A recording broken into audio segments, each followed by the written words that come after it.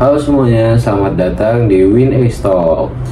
Dimana di sini kita akan ngomongin hal-hal yang berat dengan cara yang ringan. Karena ini Dua kepala, satu obrolan santai soal dunia yang ribet.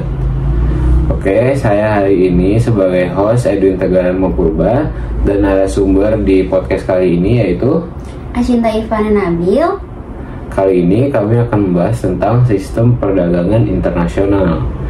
Nah, menurut Acinta sendiri, kira-kira pengertian sistem perdagangan internasional itu apa sih?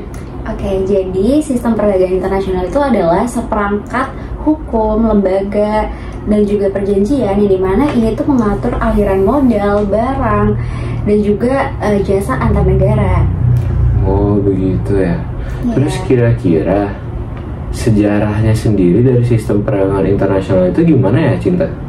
Oke, jadi kalau misalkan ngomongin sejarahnya secara singkatnya aja nih ya. Jadi pasca Perang Dunia Kedua itu kan ekonomi itu kolaps ya karena abis perang dong gitu. Dan kemudian pastinya di sana tuh negara-negara berupaya kan untuk melakukan rekonstruksi gitu, dimana mereka mau nggak mau harus melakukan yang namanya kerjasama gitu.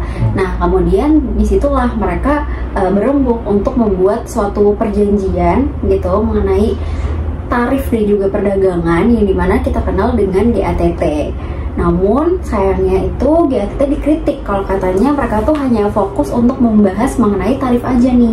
Kemudian dikatakan juga bahwasanya GATT itu tuh sistemnya tuh masih terlalu lemah karena mereka kan hanya semacam agreement aja gitu. Mereka tuh bukan suatu lembaga resmi. Jadinya negara-negara itu masih merasa belum secure dong. Mereka butuh lembaga resmi yang dimana tuh bisa ngejamin mereka gitu loh dengan seperangkat hukum dan aturan yang ada. Kemudian akhirnya dibentuklah WTO kemudian yang dimana itu kita gunakan sampai sekarang sebagai salah satu badan pengawas dari sistem perdagangan internasional.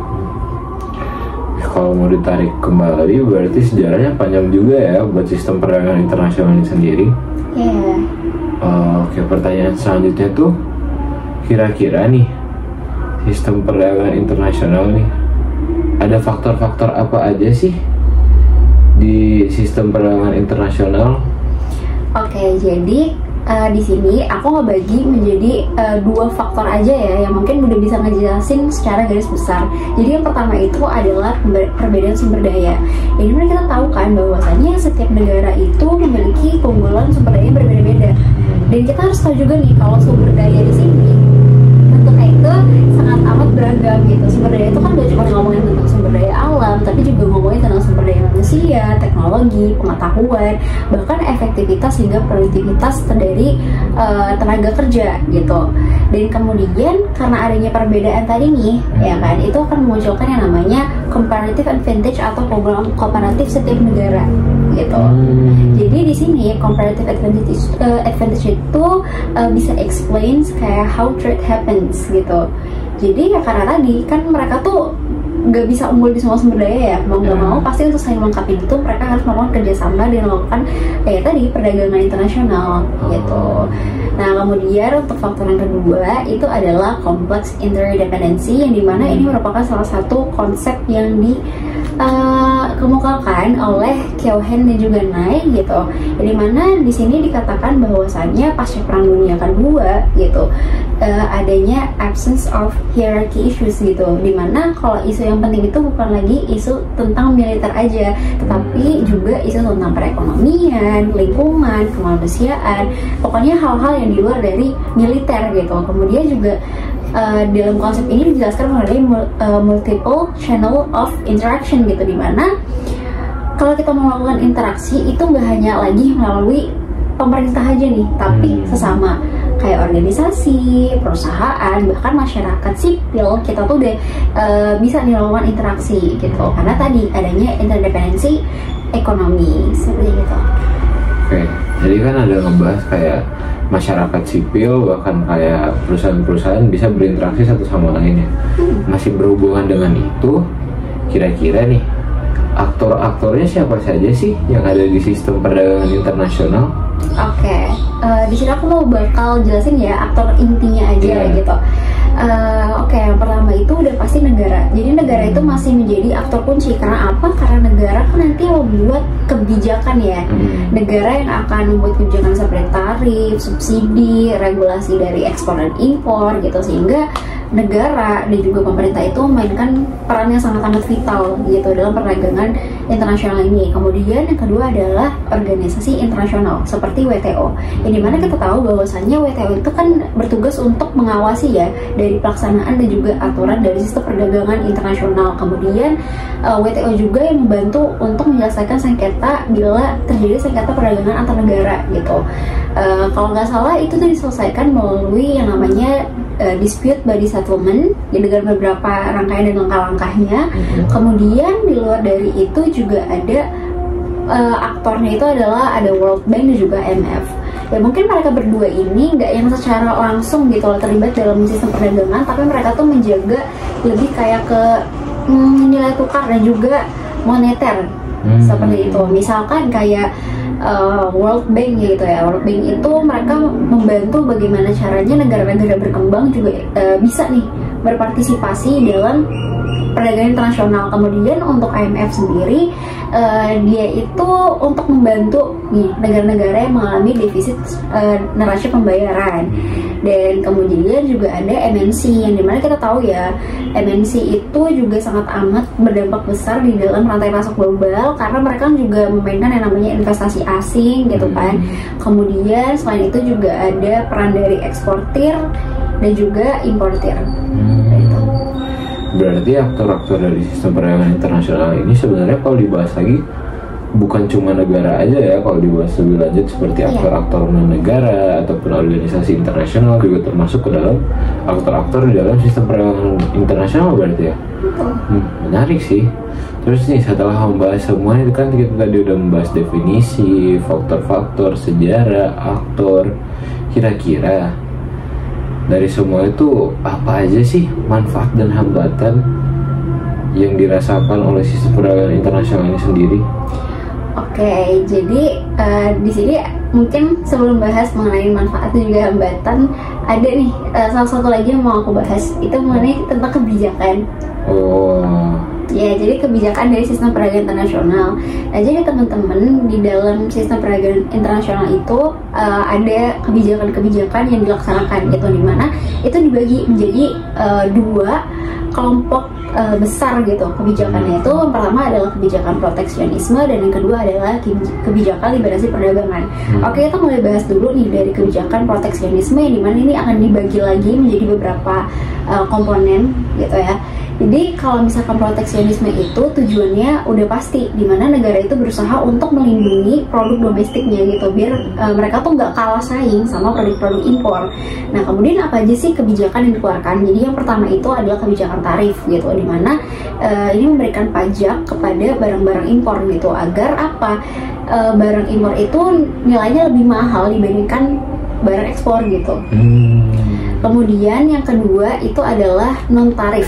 Kebijakan non tarif ini jadi bukan masalah tentang apa ya, perihal pajak aja gitu. Jadi barang-barang impor itu bisa dikenakan kebijakan seperti standar kesehatan atau mungkin kayak quality barangnya gitu. Mungkin kita bisa ambil contoh itu ada di Uni Eropa, di mana dia tuh memberikan standar kesehatan yang cukup tinggi dan kualitas yang cukup tinggi kepada buah-buah impor tropis gitu.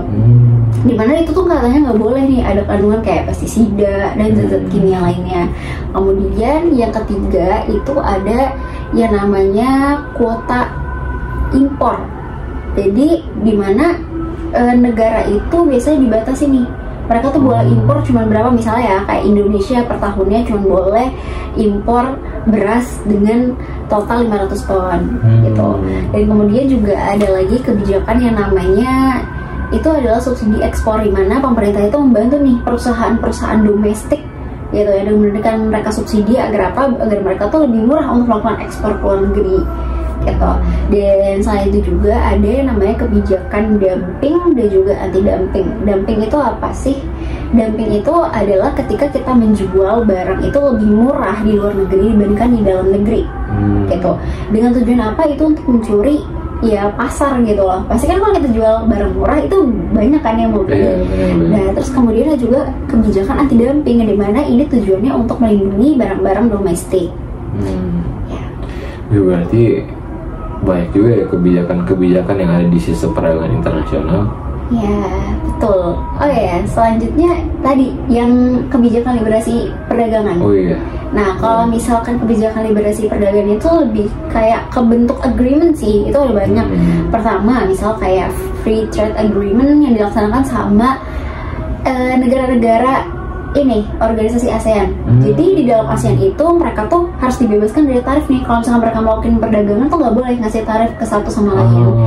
Gitu. Selain itu juga ada lagi nih agreement lainnya gitu kan. Misalkan kayak untuk agreement bilateral, terus juga regional, bahkan sampai ke yang multilateral seperti WTO. Berarti banyak juga ya kebijakan-kebijakannya, mulai dari kebijakan ataupun kayak perjanjian-perjanjian di suatu wilayah gitu. Oke, mungkin selanjutnya boleh dilanjut aja ke pertanyaan yang tadi sebelumnya. Hambatan dan keuntungan dan hambatan lah istilahnya dari sistem perdagangan internasional ini sendiri gimana ya? Oke, kita bahas dulu ya mengenai dari keuntungannya dulu ya, manfaatnya gitu. Ya udah pasti dong mendorong pertumbuhan ekonomi. Karena kan kalau misalnya ada sistem perdagangan internasional itu namanya kita memperluas pasar gitu kan. Itu juga bisa memperluas lapangan kerja, kemudian juga bisa memperlancar aliran devisa negara dengan melakukan ekspor. Kemudian ya tadi kita juga bisa memperkenalkan barang-barang domestik kita ke luar negeri gitu. Pasti itu akan meningkatkan value dari negara kita. Kemudian untuk keuntungan yang kedua itu adalah transfer teknologi dan juga pengetahuan. Jadi kan negara-negara berkembang tuh masih sangat amat terbatas ya secara teknologi dan pengetahuan. Dengan kita membuka adanya sistem perdagangan internasional, nanti banyak negara-negara itu melakukan adanya investasi asing lah, investor asing yang masuk ke negara kita. Kita tuh juga bisa ikut nih belajar, kita bisa nyobain teknologi mereka, bahkan kita juga bisa belajar dari keterampilan mereka gitu, sehingga kita dapat mencoba teknologi dan juga pengetahuan baru. Kemudian untuk manfaat dan juga keuntungan yang ketiga itu adalah menjaga stabilitas dari hubungan internasional gitu. Karena kan tadi ya kita udah sering ketergantungan sama satu sama lain, pasti kan agak riskan ya kalau misalnya kita mau berkonflik gitu. Kalau misalnya berkonflik harus siap-siap dong, perekonomian kita bakal macet gitu. Jadi ya inilah yang dikatakan bahwasannya dengan adanya liberasi perdagangan, adanya perdagangan bebas itu bisa menjadi salah satu cara untuk meminimalisir terjadinya konflik gitu. Dan kemudian untuk hambatannya ya, untuk hambatannya itu yang pertama udah pasti ketimpangan antar negara, especially ini antara negara maju dan juga negara berkembang. Jadi kita tahu bahwasanya negara maju kan punya teknologi yang lebih wow, pengetahuan yang lebih wow gitu kan. Dan jadinya tuh mereka tuh mempunyai daya saing yang lebih tinggi. Sedangkan negara berkembang terbatas gitu ya, karena teknologinya terbatas, kemudian pengetahuannya terbatas. Lalu yang kedua itu adalah ketergantungan struktural negara berkembang kepada negara maju gitu. Dari mana sampai saat ini negara berkembang kan cuma bisa ekspor bahan mentahnya aja nih.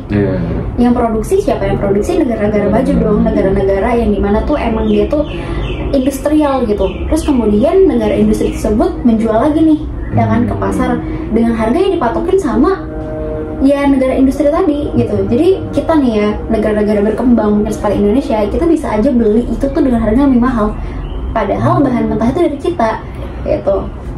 Karena apa? Karena permasalahan kita nggak bisa ngelola itu kan.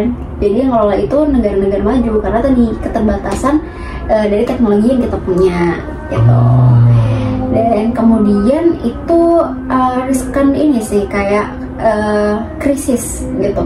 Jadi krisis itu bisa ngasih efek domino ya. Kalau misalkan kita ketergantungannya udah lekat banget, itu ada salah satu contoh studi kasusnya itu adalah pada saat krisis 2008 yang dimana itu dimulai dari Amerika Serikat sampai itu tuh menyebar ke seluruh negara-negara lainnya. Berarti banyak juga keuntungannya ya, tapi dari cerita kamu tadi kayaknya hambatannya juga banyak juga ya dari sistem perdagangan internasional ini.